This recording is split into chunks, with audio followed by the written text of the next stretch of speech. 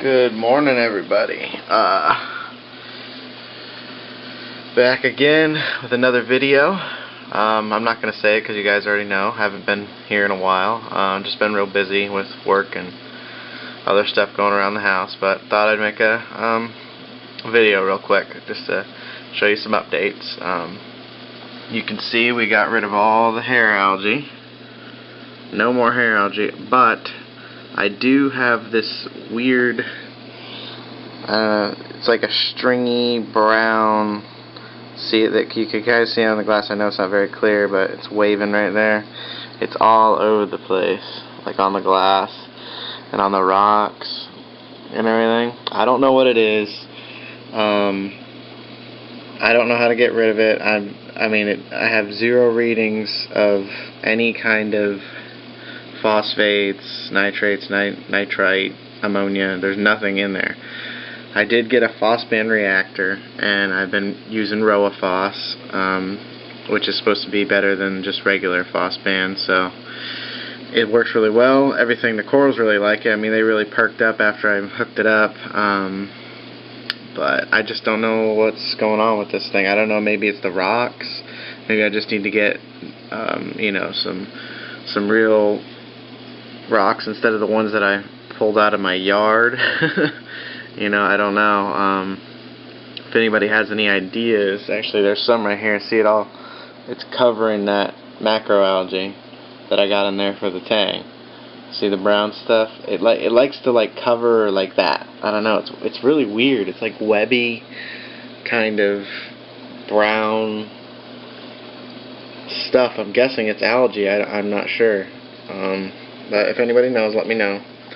But some new additions to the tank. I redid the sump a little bit. I'll show you that in a minute. But as you can see, I'm swimming around. That's my powder blue. I rescued him from the local pet shop. He was real skinny, like bones, ribs showing, everything. I ordered some macro red grassolera from ipsf.com, and the guy over there gave me a really good deal on some stuff, so I fed him that when I first got him, and he loved it, tore it up, ate a half a pound of it within less than a month, ate it all, just kept tearing, and he's gotten way bigger, huge, he's fat everywhere. I got him eating the sheets now.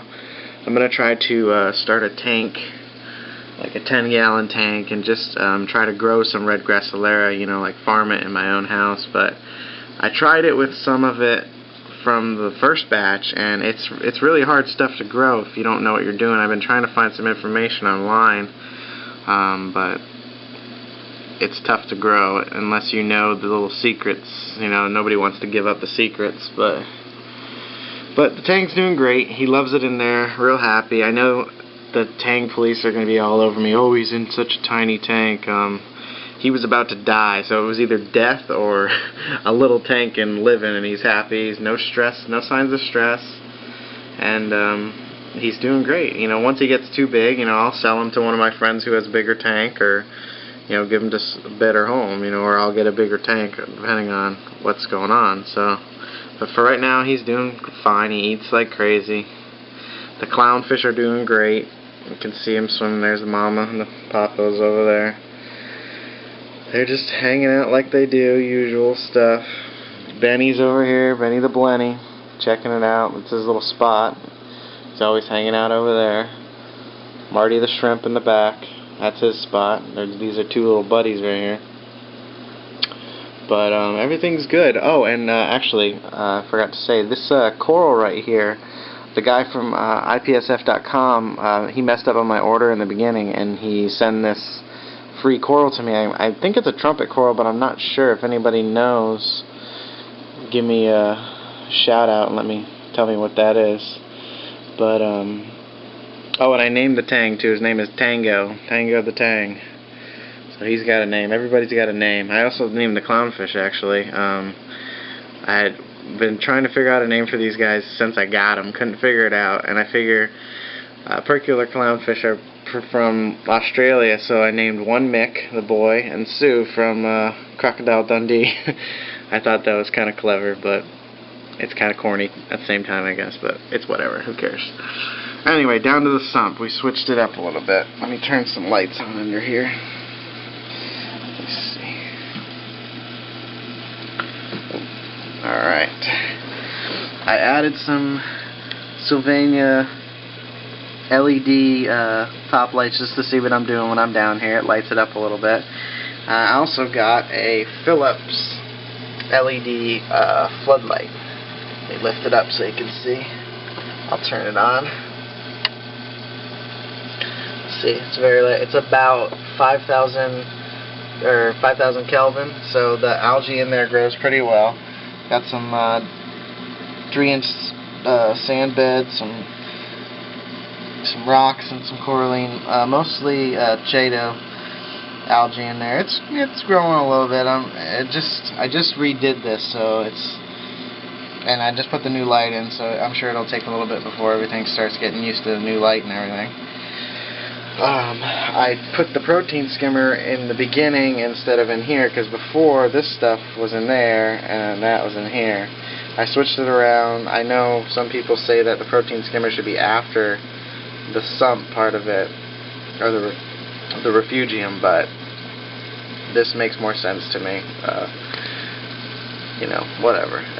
It works for me. I mean, look at this protein skimmer is awesome, by the way. I highly recommend Reef Octopus protein skimmer if anybody is looking to get a new one.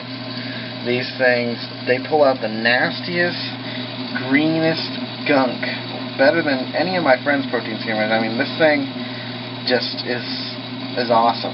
It kicks ass. I mean, really kicks ass. But this bulb was pretty expensive. It was actually really expensive. It was about $50 for the bulb, but it's gonna last forever. I'll never have to change it. It gives off no heat. I mean, I can leave my hand there all day long and it doesn't get hot at all. I mean, not even the slightest bit of heat. So, and it's better on, you know, electricity. So, but anyway, there's my phosphine reactor pump down there that feeds it, and I got it pumped into there, and then it just comes back into here and just keeps doing the cycle over and over again until everything is cleaned up and good. But anyway, I think that's it. I went over everything that I needed to go over, but if anybody has any idea how to get rid of this brown algae, that's the main thing I'm concerned about. It just makes everything not look good. I mean, it's all over the pumps, the power heads. See it on the rock right up there floating around.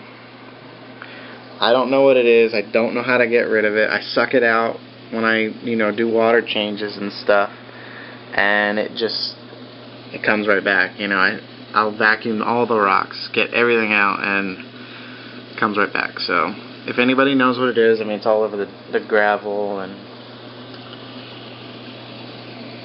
I don't know. Anyway, that's all for now.